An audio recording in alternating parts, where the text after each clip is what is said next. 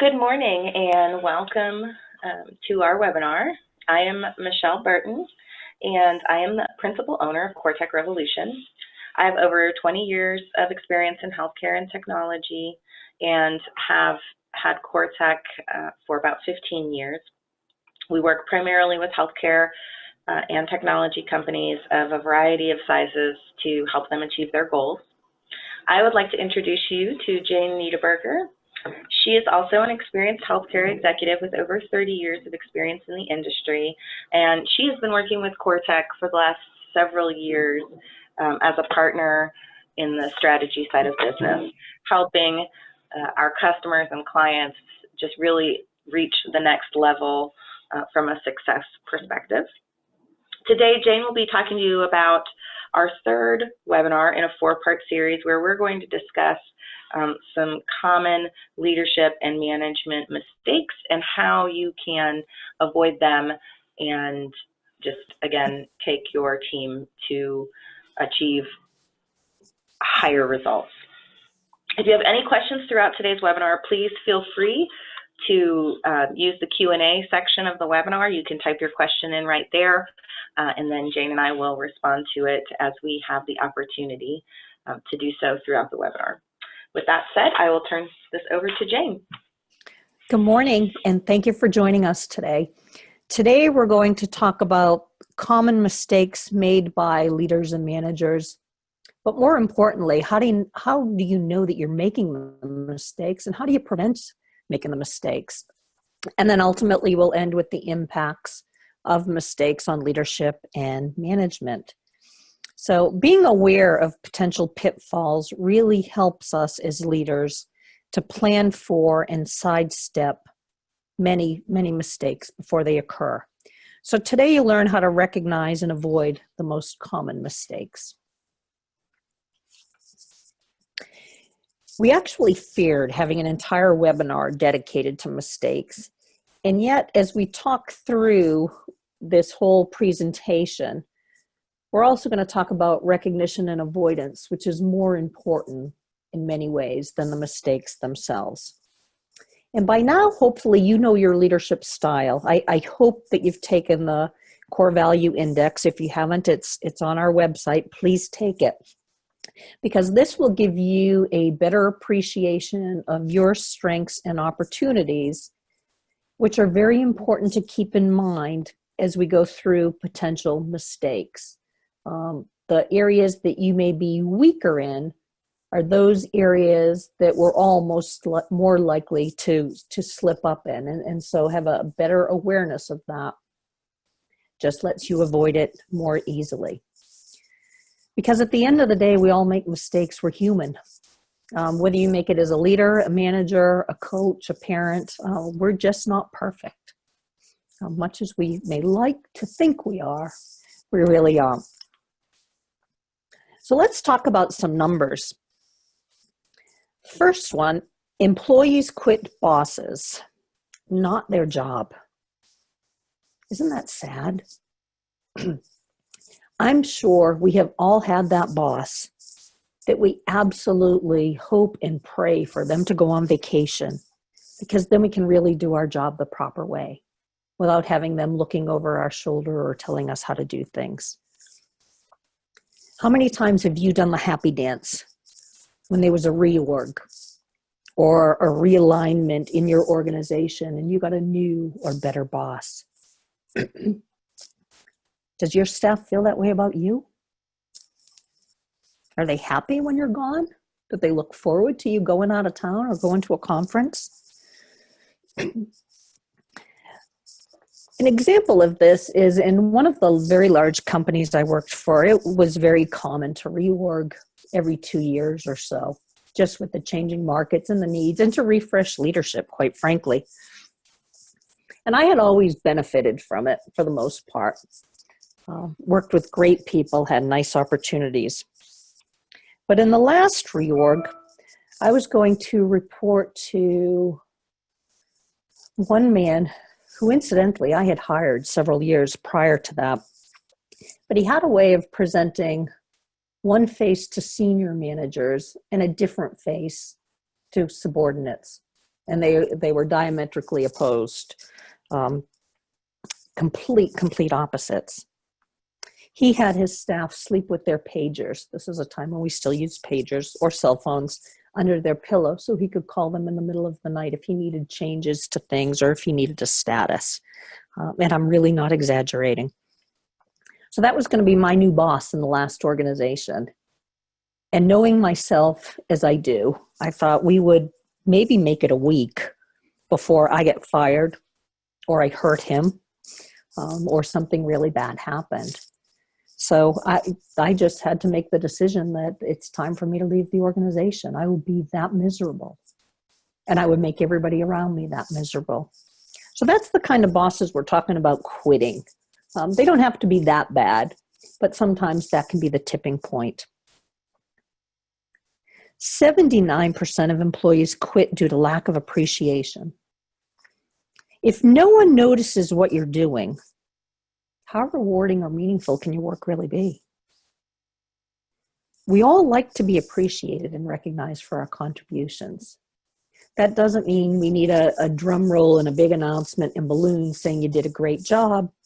Sometimes it can be as simple as your boss saying, you know what, I appreciated the work you did this weekend and installing the new payroll system.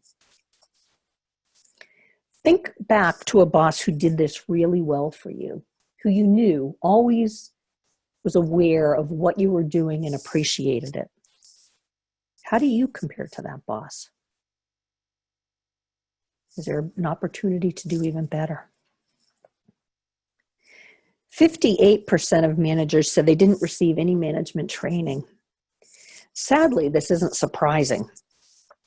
People are promoted based on what they've done, which doesn't necessarily translate into the skills that they need for their current job. Many, many times we see tech experts or tech thought leaders that are promoted into people management positions because that's the way to give them the recognition, the money, the salary, the status. But these people often don't want that, and they're not people managers. And on top of that, if they receive no management training, think of the poor team that reports to them. So if you find yourself in that position where you're not getting the management training that you need, demand it. Demand it for your team. And it's easy for me to say demand it, but there are enough books out there by John Maxwell, Ram Charan, all kinds of leaders that you could read about. There are seminars that are not ridiculously expensive, and then there's certainly CoreTech who can come in and help with that also. But there are many ways to tackle that. Don't just let it be a given that the training is not going to exist. 58% of people trust strangers more than their boss. Wow. Are you one of those bosses? Would people rather talk to someone else other than you and tell them what's going on? Do people truly confide in you? And if they do you listen? Do you do something about it? I was consulting for a medical center out in the Boston area at one point, and I was brought in because the leader thought she had an issue in her operational organization.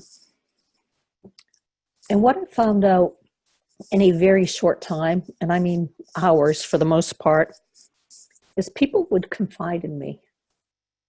They would tell me all the things that were going wrong. A lot of it was this boss, who was somewhat of a control freak, didn't necessarily provide feedback, and had a temper. And so they'd share with me, we're afraid to tell her that a project's going south because she's not necessarily going to help us. She's just going to get mad. We've tried to tell her X, Y, and Z, and she doesn't really listen. She puts the blame back on us rather than helping.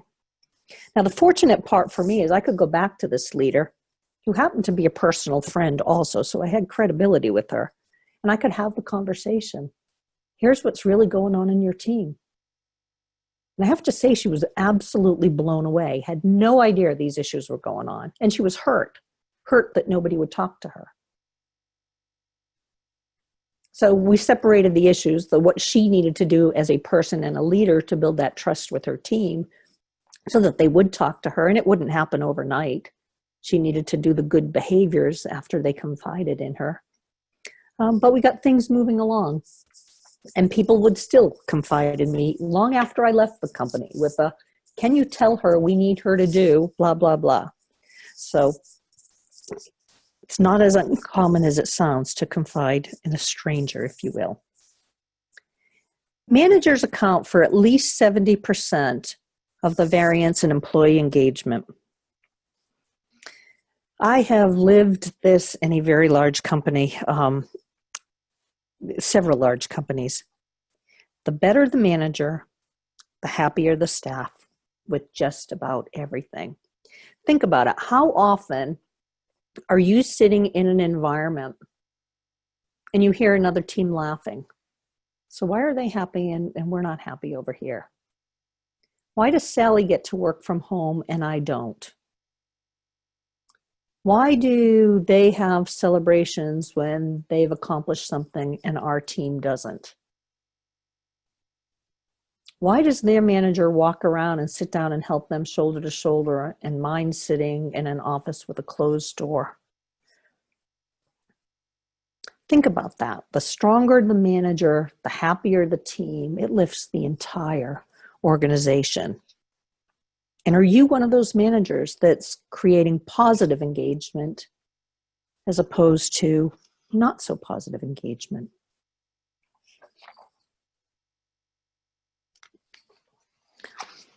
As we talk about common mistakes,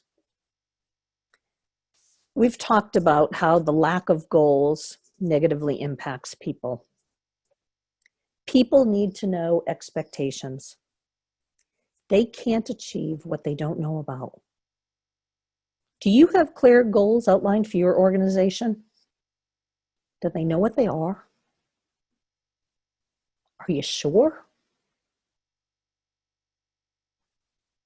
Part of it is also providing feedback. Not providing feedback just hurts the whole team.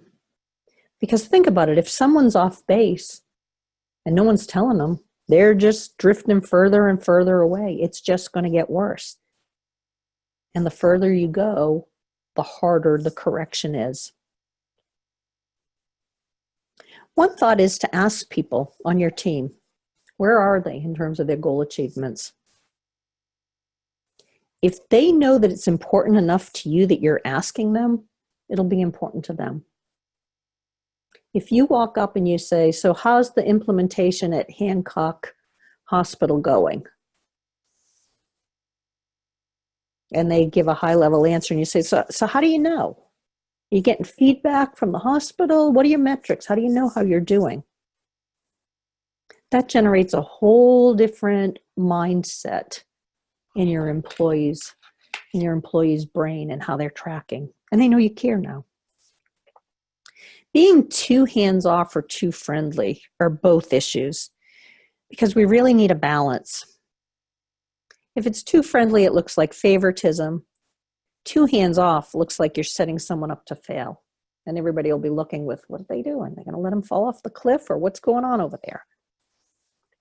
Because the reality is perceptions. Perception is reality in an organization. If you are playing favorites or you are setting someone up, everybody knows. Even if we think we're being subtle, we're not. Misunderstanding motivation is an important thing to think about because we are all motivated differently. I worked in an organization where I was responsible for all clinical systems. And anytime something went right or wrong, my boss would hold over my head a financial bonus that I was at risk of losing or that I would get. And what she didn't understand for a couple of years is I wasn't motivated by money. I wanted that big green check mark saying, yes, I had done it and my customers were happy. That's what I wanted. The money was nice. I wasn't going to turn it away. But that isn't what drove me to get things done. It was who were the people I was serving And was I making a difference? And you may have heard me say in previous webinars, I'm a people pleaser. That's what drove me. I wanted happy people. So think about what motivates your team, each individual on a different basis, and how to motivate them properly. Hiring recruitment is an interesting one because we say that people are our greatest asset, and therefore the process deserves the same respect. And it's hard because we're hired to do a job and we get head down doing our tasks day in and day out. And this interviewing process and providing people feedback and bringing them back just feels like it's an overload oftentimes on top of work we're already doing. If we hire too fast, we hire the wrong person. If we move too slowly, on the other hand, we lose the good people because they have plenty of opportunities. So the recruitment process is actually very important. And as a leader, that should be at the top of your list because you're hiring leadership talent. Who are your successors? So think about that the next time you feel like it's a burden to interview people and to follow up. Not following your own rules and policies. We have talked in all these webinars ad nauseum about walk the talk. If there's a rule or a policy that you made, you need to be squeaky clean on it. There's no discussion there. And not delegating. This is how you teach others, and we'll talk a little bit more about that in a later slide. Some other mistakes are speaking when you should listen. Stop talking.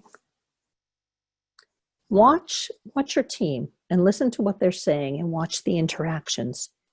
You will learn and understand so much more and see what's really going on with your teams.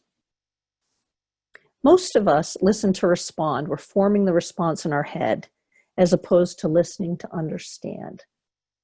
As a leader, you want to see all those dynamics and you want to understand the big picture and where are the potential cracks, where are the potential friction points that you need to work over, and how do you provide air cover for your team.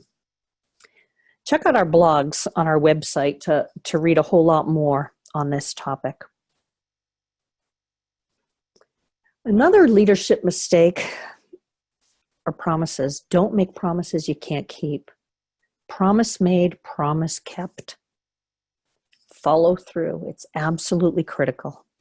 If you can't keep a promise, and we always can't, let people know fast as soon as you know and explain why. Otherwise, it does become a credibility issue. I just shared with you, I am a people pleaser. So this one can be a challenge for me. I'm not only a people pleaser, but I'm confident in my ability. So I can commit to things before I fully understand the magnitude. And that can get me in a lot of trouble. So over time, I have had to learn to really under-promise and then over-deliver.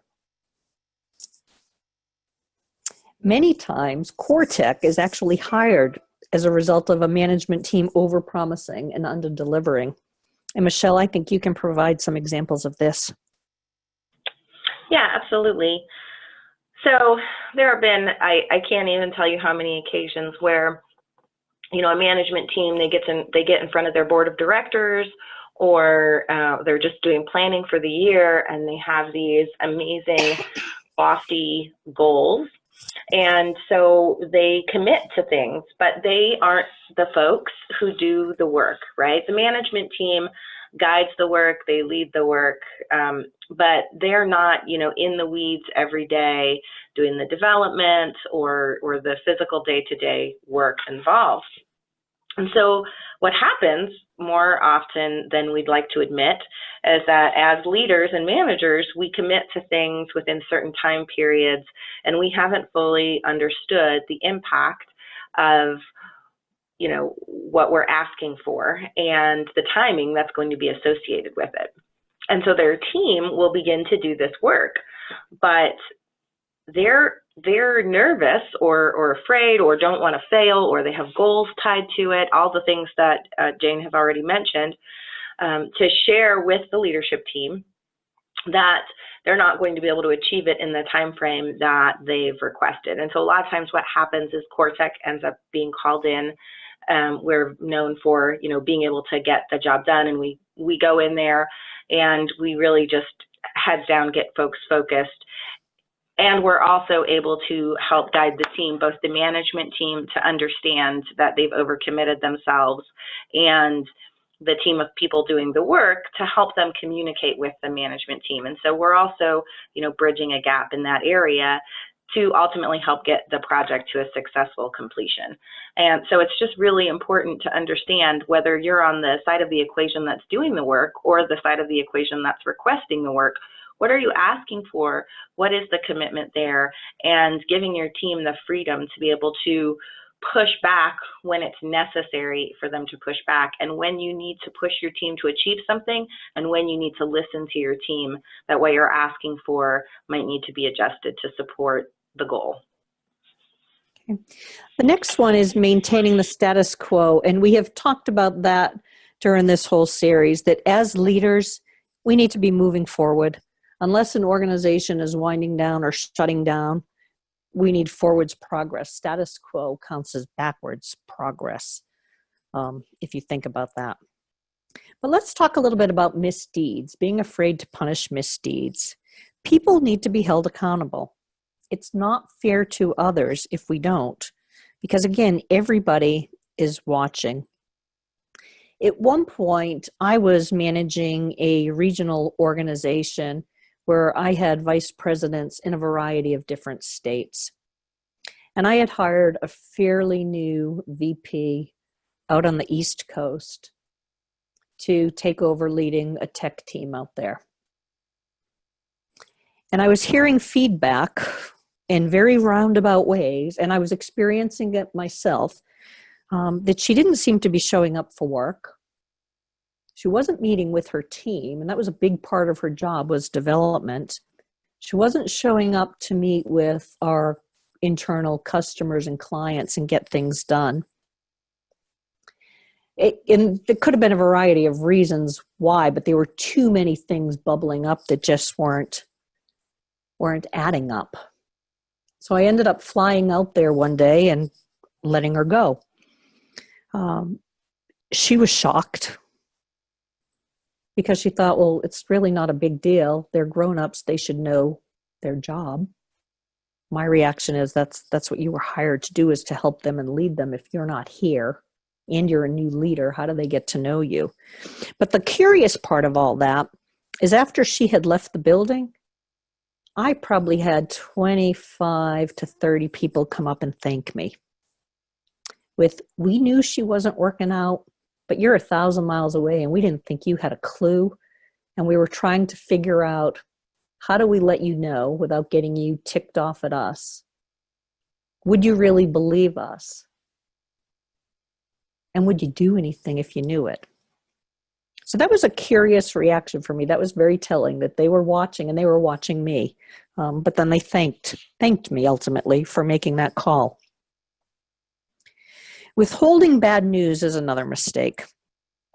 People don't like to share bad news. It's human nature. We like to try to fix it first, because maybe we can make it good news or neutral news, and then we don't have to share bad news. Share bad news fast, always. And Michelle, you're going to talk a little bit more about this. Yeah, so if you were on the last webinar, you remember Jane talking about how, I have a way of sharing bad news. And so effectively, and with a smile and a laugh, or a joke if need be. But the key there is that you can't be afraid to share bad news. So, there was a time when we were brought in to work with a client who had to do this huge data migration, and they had to do it in a time frame that was unmovable. And they had a lot of folks who, both inside the organization and outside the organization, were not on board with this. And it did not take me long when I was brought in to assist in pulling this project together to realize that the reason the project wasn't moving forward was because management was changing their opinion back and forth, back and forth. They would side with the employees one day and be like, oh, you know, you're right, we can't do this because. And then the next time they would side with their end customers, you're right, we can't do this because, and you're a big client, and so we need to listen to you. And as a result, the project wasn't moving forward. And the date for the project was immovable, not because somebody had determined that that date was immovable, but because the building in question was going to be gone when this project ended. And so they had to get everything migrated out before that happened. And so the thing that I had to do was sit down with this management team and find a very delicate way to say, hey, you're the reason, you're part of the problem. You have to pick a path, lay out dates, lay out an approach.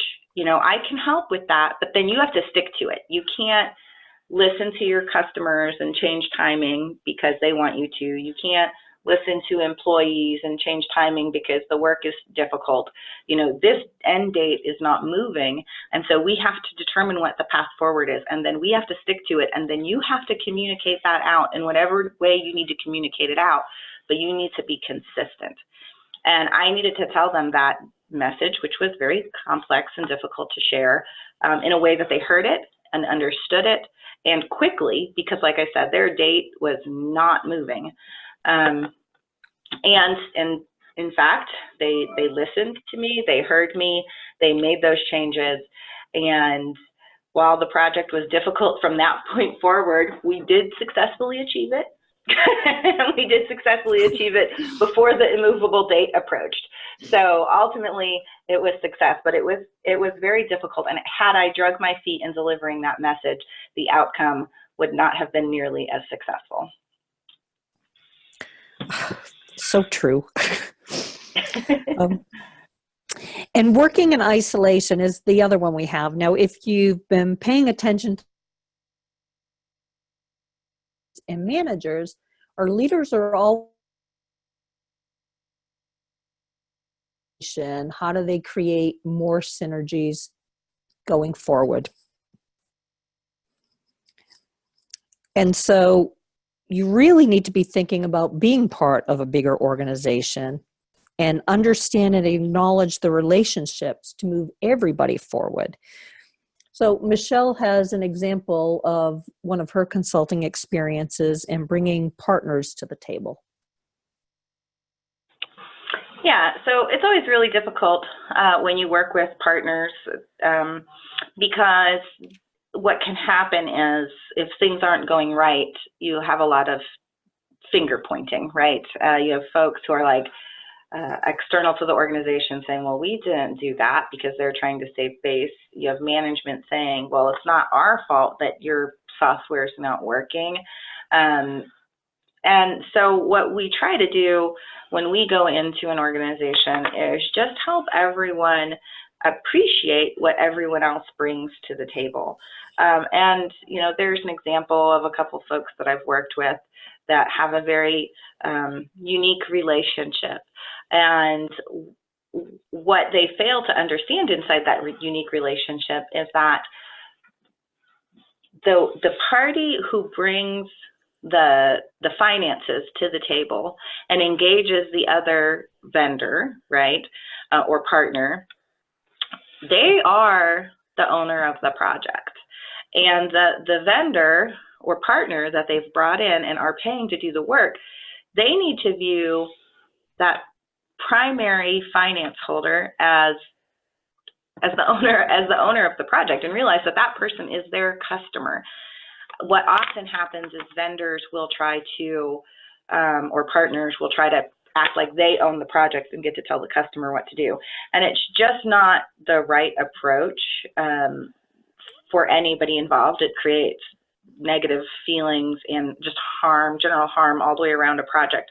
And so what you have to do is kind of learn to put those things aside when you're in a leadership role and go, you know what, I don't care what role you play, and I don't care what role we play, but here's the goals that we have to achieve. So let's sit down together and figure out how we're going to achieve them, who's going to achieve them, and in what time frame we're going to achieve them. And each of us bring our strengths to the table so that we can make this an overall success. And let's put all the rest of that, who brings what and how, and the dramatic frustration type stuff, let's put all of that aside and just focus on each other's strengths and how we can help each other. Because ultimately, if the primary finance holding client is successful, then the vendor or partner they've brought on board gets to share in that success, right? They get to promote it, they get to use it as marketing, they can use it as a case study, they can use it as whatever. And of course, if the primary finance holding customer is successful, then they get to share that, you know, press releases, look what we did, we're so amazing, kind of stuff. So you have to remember to really just appreciate each other and what you each bring to the table, because at the end of the day, that's what's going to help you achieve success. Focusing on all of the rest of that can sometimes get in the way. So how can you tell if you're making mistakes as a leader? And how do you work with your team on this? If you really want to determine someone's leadership prowess, give them some responsibility and see what they can do with it. As we have said throughout these webinars, leaders produce results. They get things done. John Maxwell, who's, again, one of the gurus on leadership and management, says there's no success without a successor. One of the responsibilities of a leader is to produce more and better leaders. And the only way we can do that is by giving people opportunities to show us what they can do. Now, they won't do it our way. They won't do it your way. You won't think it's pretty, but that's okay. It might mean you need to bite your tongue. You might need to sit on your hands. You might need to just walk away. But let your team see what they can do. It's the one way you can see where they need either future training or a wow, I've got a gem in there. I just need to polish it and bring it to the surface a little bit more. There have been many times where I have actually been hired to be a safety net for an emerging leader. To just be there to coach them, to ask them questions, almost like a mentoring role. Or I'm not doing anything, but I'm making sure that they're not falling off a big cliff. They're going to stumble, and that's okay. They need to stumble because they need to learn where the boundaries are. But they don't need to take the whole organization off a cliff. And that's how you figure out what people are capable of doing and what they aren't capable of doing. When I was leading a team and developing people on an ongoing basis, if I'd see somebody who had really good leadership potential and I wanted to see how far they would go, I would give them a fairly large project that I knew they had never done before and probably weren't entirely capable of doing it on their own. And what I was looking for is, how did they approach it? How did they work with their colleagues? How did they ask for help? How did they use the resources of the company? And just coach them along that way so that they could achieve things that they never thought they could achieve. One of the best successes for that was a young woman who led a development team in our Cincinnati office one time. And because she was able to do a larger initiative for me, the next time I had an opening for a VP in the Denver, Colorado area, that position was hers. She's now a worldwide CIO of a very big company because she was always pushing herself to try new things and to strive to achieve things that even she didn't think she was capable of. So don't be discouraged if you find yourself making the mistakes on the list. As a matter of fact, that should be encouraging because you're recognizing it. Learning from our mistakes is a must in order to grow. As Albert Einstein says, a person who never made a mistake never tried anything new. I guess I'm always trying new things here. Leadership is hard. So hopefully by listening to this webinar, you see how learning from your mistakes and seeking to improve helps your whole organization be healthier. You're creating a culture of continuous learning. We've discussed the differences between leadership and management, how to effectively lead others, and how personalities play a role in the leadership process. So in our next webinar, we'll talk about investing and growing your people. Michelle? Yeah, so if you have questions at this point, we encourage you to use the Q&A section to ask them, whether it's just simply a problem you've experienced and wondering, you know, if we can share some advice on how you may tackle that situation in the future, or if it's something you're struggling with and you're just looking for some experience and knowledge from us. Again, we're happy to do that. Please feel free to use that Q&A section as appropriate. We also understand, as we've mentioned before, that we've only just begun to scratch the surface. You know, we could probably spend an entire hour on each and every one of the topics within this particular webinar. And we also understand, you know, when it's your team, whatever the role is you play inside the organization, when it's your team, you're very close to the situation. You know, we spend more time with people we work with than we do with our family members often, more often than not. And so it can be very hard when you're close to these people to assess yourself in the situation and figure out what your own strengths and weaknesses are. And it can be hard to assess the people around you because you care about them and you oftentimes don't want to admit that they're making mistakes. And you don't want to upset them or rock the boat. So when you're close to the situation, it can be really difficult to find a path forward. So we just want to remind you again that, you know, you're not alone. Whether you use a company like CoreTech to figure out what your next steps are in navigating a difficult situation, or another company, there are resources out there that you can take advantage of. And we're, of course, always here to help you with anything that we can. And if you'd like to schedule a quick consultation to have a more private one-on-one conversation to discuss your challenges, we are happy to do that. Just reach out to us and we'll get something on our calendars. And then in the meantime, if you have not taken the CVI yet, and I think most of you have, or if you would like us to help you evaluate the CVI, we encourage you to do that. If you haven't taken the CVI, please take it. If you want us to help you understand what's inside the CVI and talk specifically to your strengths and weaknesses, we're happy to do that as well.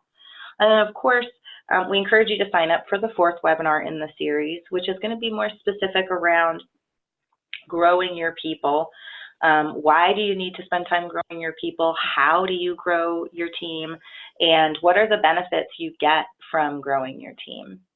And then just one more quick note is that when this webinar series is completing in March, we have another series that's going to be kicking off around leadership and specific to project management.